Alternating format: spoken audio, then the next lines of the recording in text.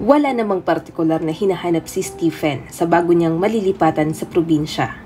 Sa katunayan, biglaan din naman ang desisyon niyang tumira sa tahimik at malayong lugar. Ayon sa doktor, mas makabubuti kung mabago ang environment ng negosyante dahil mas makakatulong ito sa kanyang kalusugan. Napagpasyahan ni Stephen na bilhin ang munting bahay at lupa na dating pag-aari ni Charlie. Namatay ito 2 taon ang nakakaraan. At mula noon ay wala nang tumira pa sa bahay na iyon. Narekomenda lamang ng malayong kamag-anak nang yumaong si Charlie ang bahay. Masaya naman ang nagbenta dahil sa magandang presyo niya naibenta ang bahay at lupa. Sa nakalipas na taon ay walang nagkaka-interes doon dahil bukod sa malayo sa bayan ay katabi ito ng abandonadong farm na pag-aari naman ng kaibigan ni Charlie. Sementado pero may kalumaan at baku-baku na rin ang kalsada patungo sa lugar. Kaya naman, halos kasing bagal ng pagong kung magmaneho ng sasakyan si Stephen. Parang ilog na yata itong dinadaanan ko. Mas lamang pa yung tubig kaysa sa sementadong kalsada. Bulong ni Stephen sa sarili. Napaisip rin ang negosyante kung dapat na ba siyang bumili ng mas malaking sasakyan. Sa totoo lang, ay hindi talaga siya sanay sa ganoong lugar. Liblib at napakatahimik.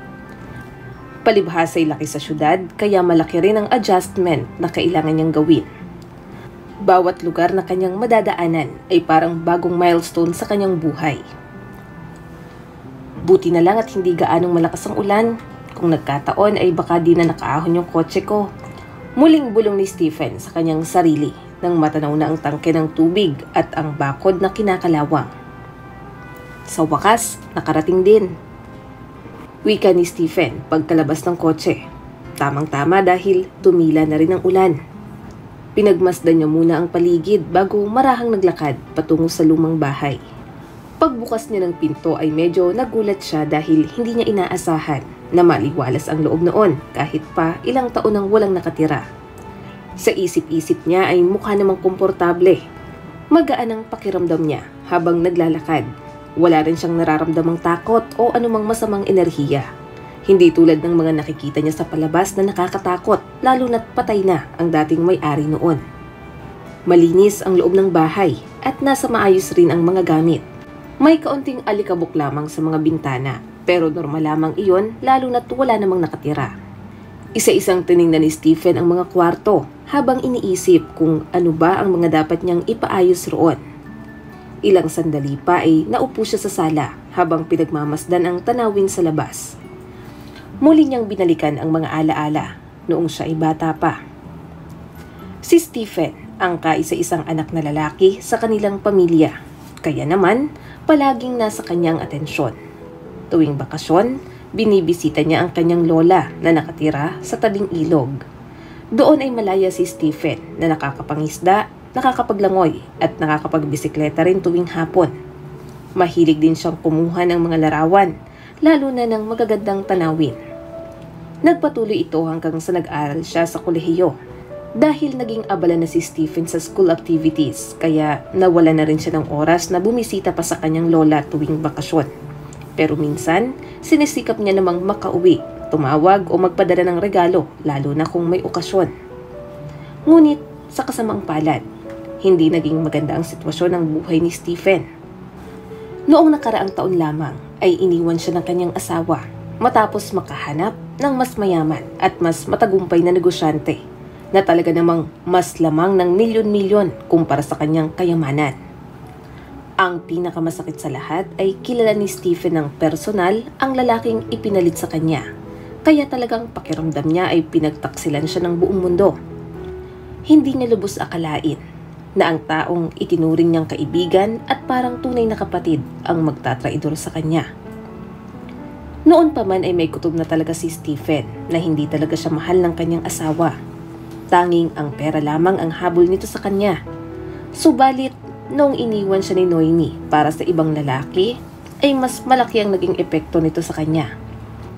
Napakasakit, lalo na't ginawa niya naman ang lahat ng sa tingin niya ay makabubuti para sa kanilang relasyon. Sinunod niya ang mga gusto at luho ni Noemi, nang sa gayon ay maging masaya ito sa piling niya. Pero nabaliwala lamang ang lahat. Alak ang naging karamay ni Stephen noong mga panahong iyon. Wala namang gaanong nakarelasyon si Stephen noon kaya hindi siya sanay na masaktan pagdating sa pag-ibig. Nahirapan siyang mag-move on kaya hanggat maaari ay ayaw niyang makita ang mga divorce papers ng kahit na sino dahil naaalala niya lamang ang lahat ng sakit ng nakaraan. Napailing na lamang si Stephen. Gusto niyang magbagong buhay kaya sisikapin niyang mag-relax. Muli siyang tumayo at naglakad sa loob ng bahay hanggang sa marating niya ang pinto patungo sa basement. Pamilyar si Stephen sa mga basement dahil iyon ang madalas na pinag-iimbakan ng gulay at pagkain ng mga magsasaka, lalo na kapag paparating na ang buwan ng taglamig. Gustong malaman ni Stephen kung doon ba nag-iimbak ng pagkain ang dating may-ari, kaya napagpasyahan niyang puntahan iyon. Pagtulak niya sa pinto ay agad itong bumukas. May naaninag rin siyang liwanag sa loob na siyang nakapagtataka. Papaanong nagkaroon ng liwanag sa basement? Bulong niya sa sarili bago marahang bumaba ng hagdan. Ginamit niya rin ang flashlight ng kanyang cellphone habang binabagtas ang daan patungo sa basement nang sa gayon ay hindi siya matisod o madapa. Ilang hakbang bago tuluyang makababa ng basement si Stephen ay bigla na lamang nawala ang liwanag. Sa hindi maipaliwanag na dahilan ay biglang nagtaasan ang mga balahibo niya sa katawan. Kung ano-anong kababalaghan na rin ang sumagi sa kanyang isip, tulad ng napapanood niya sa mga horror movies na paborito niyang panoorin noon. Hindi naman duwag si Stephen, pero ng mga sandaling iyon ay parang gusto niya nang tumakbo. Narinig niya rin ang mga kakaibang tunog, dahilan para isipin niyang may tao talaga roon. Muli niyang inilawan ang ibaba ng hagdan. 3 baitang na lamang ay makakababa na siya, nang muli niyang marinig ang parehong tunog. Nang biglang may gumapang sa kanyang binti. Gusto niya sanang umakyat pabalik pero dahil sa pagmamadali ay tuluyan siyang nahulog. Napaungol si Stephen dahil sa sakit ng pagkakahulog. Agad niyang kinuha ang cellphone pero napasigaw siya nang mailawan ang mukha ng isang batang lalaki. "Sir, bakit po kayo natatakot? Ano pong ginagawa niyo rito?" Wika ng bata. Noon lamang napagtanto ni Stephen na totoong bata pala ang kanyang kaharap. Sa tingin niya ay nasa 7 taong gulang pa lamang ito. "Anong ginagawa ko rito? Ito ang bahay ko. Binili ko na ito noong 1 buwan pa." Wika ni Stephen sa bata. Hinala ng negosyante ay dumaan ito sa bintana bago nagtago sa basement nang walang sino man ang nakakaalam o kaya naman ay baka naghahanap ito ng makakain. Sa itsura ng bata ay halatang natatakot ito nang makita ang nagmamay-ari ng bahay. Pero mabait naman si Stephen at wala siyang balak na pagalitan ito. "Ano nga palang ginagawa mo rito sa basement? May hinahanap ka ba? O naglalaro ka lang dito?" "Dito ako para humanap ng makakain. Si Mr. Charlie, yung dating nakatira dito, ay mayroong mga iniimbak na pagkain tsaka lagi niya akong binibigyan ng candy." "Ah, ganun ba? Sumama ka sa akin sa itaas. Mayroon akong mga pagkain doon." Nakangiting wika ni Stephen. Ang batang lalaki ay nagpakilalang Billy. Nakatira siya sa di kalayuan kasama ang kanyang ina. Sa itsura ni Billy ay mababakas na nagmula siya sa mahirap na pamilya. Bukod sa lumang damit at butas na rin ang kanyang tsinelas, napagtanto ni Stephen na baka talagang nagugutom na ito. Kaya naman maliban sa candy, ay gumawa rin siya ng sandwich at nagtimpla ng gatas na agad namang nilantakan ng batang lalaki. "Nasaan nga palang tatay mo, Billy? Hiwalay na bang mga magulang mo?" Mahinahong tanong ng negosyante. "Hindi ko po alam kung nasaan siya. Ayaw ni inay na napag-uusapan ng tungkol sa tatay ko. Ayaw ko na rin namang magtanong dahil may sakit si nanay. Sabi ng doktor, kailangan niya daw maoperahan pero wala naman kaming pera. Wala na nga kaming makain, kaya gusto ko nang lumaki para makapagtrabaho na ako, para mabibigyan ko ng pera si inay." Wika ni Billy habang patuloy sa pagkain ng tinapay. Dahil sa narinig ay lalong nahabag si Stephen sa kalagayan ng bata. Ngayon ay lalo niyang nauunawaan kung bakit nagawa nitong pumasok sa ibang bahay upang humanap ng makakain. Napagpasyahan niya rin na ihatid na si Billy pa uwi. Naghanda rin siya ng ibang pagkain para sa nanay nito bilang pasalubong. Bakas naman ng tuwa sa mukha ng batang lalaki pagsakay pa lamang nito sa kotse. Napangiti si Stephen. Magaan ang loob niya kay Billy at gustong-gusto niya itong tulungan kahit pa noon lamang sila nagkakilala. Dahil sa baku-bako at matubig na daan ay inabot sila ng halos kalahating oras sa biyahe. Masayang nagkwentuhan ang dalawa habang ine-enjoy ang magandang tanawin sa daan. Noong sandaling itinuro ni Billy ang kinaroroonan ng kanilang bahay ay lalong nakaramdam ng awa at simpatya si Stephen. Sa unang tingin pa lang ay alam niya na kung gaano kahirap ang buhay ng mga tao roon. Siguro ay talagang hindi maganda ang kalagayan ng nanay ni Billy, bulong ng negosyante habang nagmamaneho. Pagbaba ng kotse ay pinagmasdan ni Stephen ang paligid, habang si Billy naman ay excited na pumasok sa kanilang barong-barong na kubo. Mataas na ang damo sa paligid. May ilang abandonadong bahay na rin doon. Nangangahulugan lamang na mas pinili nilang lisanin ang lugar na iyon kaysa magtiis ng hirap. Sinundan ni Stephen si Billy. Sa loob ng bahay ay amoy na amoy ang gamot at mga pinakuloang mga herbal medicine. "Nay, nandito na po ako. May dala kong pagkain," masiglang wika ni Billy. "Salamat anak at ligtas kang nakauwi. Kanina pa kita hinihintay," mahinang wika ng babae. "Sir, sumunod po kayo sa akin. Ipapakilala ko po kayo sa inay." Ngumiti naman si Stephen. Inihanda niya na rin ang sarili sa kung ano ang madadatnan. Ngunit laking gulat niya nang makita ang isang payat na babae. Nakahiga ito sa kama. Halatang hirap na ito, pero pinipilit niyang ngumiti at magpanggap na malakas sa mga mata ng kanyang anak. Kahit wala namang alam sa medisina, ay alam ni Stephen na malala na ang lagay nito. Ni hindi niya magawang tingnan ang babae sa mga mata dahil sa sobrang awa. Pero habang pinagmamasdan niya ang itsura nito, ay para bang pamilyar ito sa kanya. Para bang nakita niya na ito noon, pero hindi niya matandaan kung saan at kailan. Hanggang sa mapagtanto niya kung sino ang babae na kanyang kaharap. "Rachel, ikaw ba yan?" Nauutal na tanong ni Stephen. "Nagkakamali ka. Ako si Elaine. Ako ang ate na Rachel." Marahang naglakad si Stephen papalapit sa higaan ng babae. Kamukhang kamukha talaga ito ni Rachel, ang babaeng nakilala niya noon.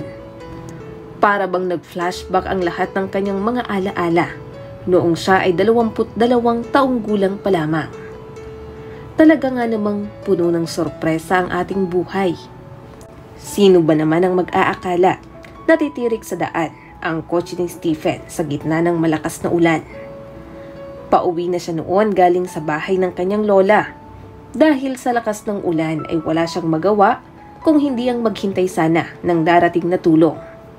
Tanging pagpapalit ng gulong ng sasakyan lamang ang alam niya. Pero pagdating sa makina ng kotse ay talagang wala siyang ideya kung papaano iyon aayusin. Dahil sa lakas ng ulan ay walang humihinto na sasakyan upang tulungan ang binata. Bandang 5:00 na ng hapon at hindi magtatagal ay didilim na ang buong paligid. At bago pa mangyari iyon ay napagpasyahan ni Stephen na bumaba na ng kotse at maglakad na lamang sa pinakamalapit na kabahayan upang doon humingi ng tulong. Iniwan niya ang kotse sa gilid ng kalsada sa pag-asang makakahanap ng tutulong sa kanya. 1 kilometro din ang nilakad niya bago marating ang pinakamalapit na bahay. Kumatok siya roon at bumungad ang isang babae na nasa 20 taong gulang pa lamang. Pagkakita ng dalaga kay Stephen na noon ay basang-basa ay agad niya itong pinapasok sa loob ng bahay. At ang babaeng iyon ay walang iba kung hindi si Rachel. Nag-iisa lamang siya sa bahay noon dahil ang kanyang ina at nakatatandang kapatid ay nasa ospital upang magpagamot. "Isuot mo muna itong damit ng tatay ko pansamantala habang pinapatuyo mo yung damit mo," wika ni Rachel sabay abot ng damit kay Stephen. Kinagabihan ay magkasabay silang kumain ng hapunan. May pagkamadaldal si Rachel, kaya talagang nalilibang si Stephen na makinig sa kanyang mga kwento. Naging mahaba ang gabing iyon para sa kanilang dalawa, puno ng kwentuhan at tawanan. Alam nila pareho na posibleng hindi na sila muling magkita. Pero sa kabila noon ay mas pinili nilang maging masaya sa piling ng isa't isa kahit sa maikling oras.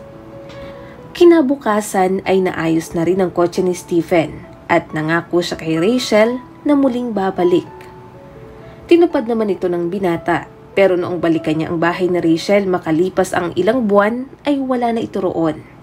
Sinubukan niyang magtanong-tanong, pero ayon sa mga nakakakilala sa dalaga ay hindi raw nila alam kung nasaan na ito. Sa paglipas ng panahon, dahil sa dami ng bagong nakilala at nakasalamuhan ni Stephen, lalo na pagka-graduate niya sa kolehiyo, ay nakalimutan niya na rin ang tungkol kay Rachel. At makalipas nga ang 7 taon, naroon siya nakatayo sa harap ng kapatid nito. Ang kapatid niyang halos mag-agaw buhay na dahil sa karamdaman. "Pasensya ka na, Elaine. Nagkamali ako. Kamukhang kamukha mo kasi si Rachel. Nasaan na nga pala siya? Anong balita sa kanya?" Hindi agad nakasagot si Elaine. Huminga muna siya ng malalim bago nagsalita. Inutusan niya rin si Billy na doon muna sa labas. "Stephen, magpipitong taon ang patay si Rachel dahil sa panganganak. Wala nang nagawa pa ang mga doktor, lalo na nang makiusap sa Rachel na iligtas ang buhay ng bata. Si Billy ang kanyang anak." "Anak niya si Billy?" tanong ni Stephen. "Hindi ko naman hahayaang mapunta sa bahay ampunan ang sarili kong pamangkin, kaya ako na ang tumayo niyang ina." Parang nanghina ang mga tuhod ni Stephen sa narinig. Naisip niya ang malaking posibilidad na anak niya si Billy. Napansin naman ito ni Elaine pero nanatili siyang tahimik. Dahil sa pangyayaring iyon ay napagpasyahan ni Stephen na tulungan si Elaine na maipagamot. Noong araw ding iyon ay bumalik siya sa syudad upang alamin kung saang ospital at magkano ang magagasto sa pagpapagamot kay Elaine sa lalong madaling panahon. Malaking halaga ang kakailanganin, pero nangako si Stephen sa doktor na siya na ang bahala sa lahat ng gastusin. Binayaran niya kaagad ang kalahati ng magagastos kahit ini-schedule pa lamang ang gagawing operasyon.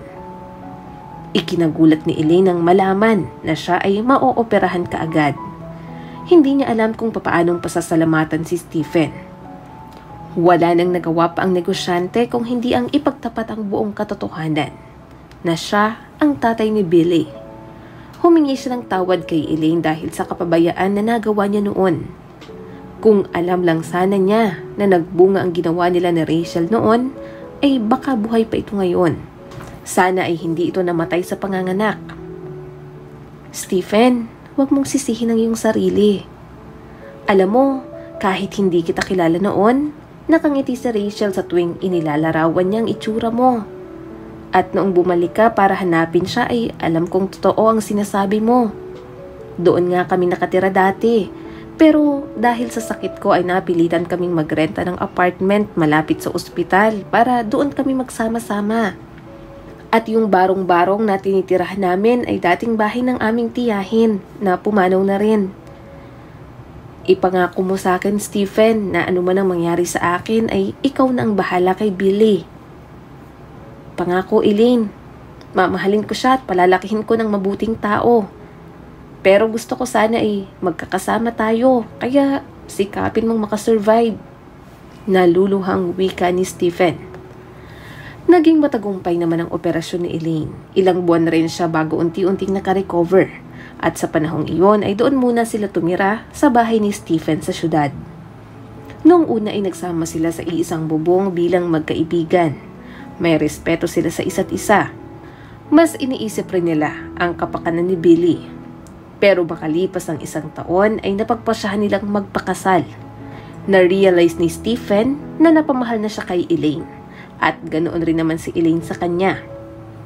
Sila na ang naging legal na magulang ni Billy. Pero ipinagtapat nila dito ang buong katotohanan. Noong dumalaw sila sa puntod ni Rachel ay humingi ng kapatawaran si Stephen at nagpasalamat rin siya dahil sa lahat ng sakripisyo nito para sa kanilang anak. Taos puso rin ang pasasalamat ni Elaine dahil dumating si Stephen sa buhay nila sa hindi inaasahang oras at pagkakataon. Maraming salamat sa patuloy na panonood sa aking munting channel. Kung nagustuhan mo ang videong ito ay huwag mong kalimutang mag-like and subscribe at pakipindot mo na rin ang notification bell para updated ka sa mga susunod nating video.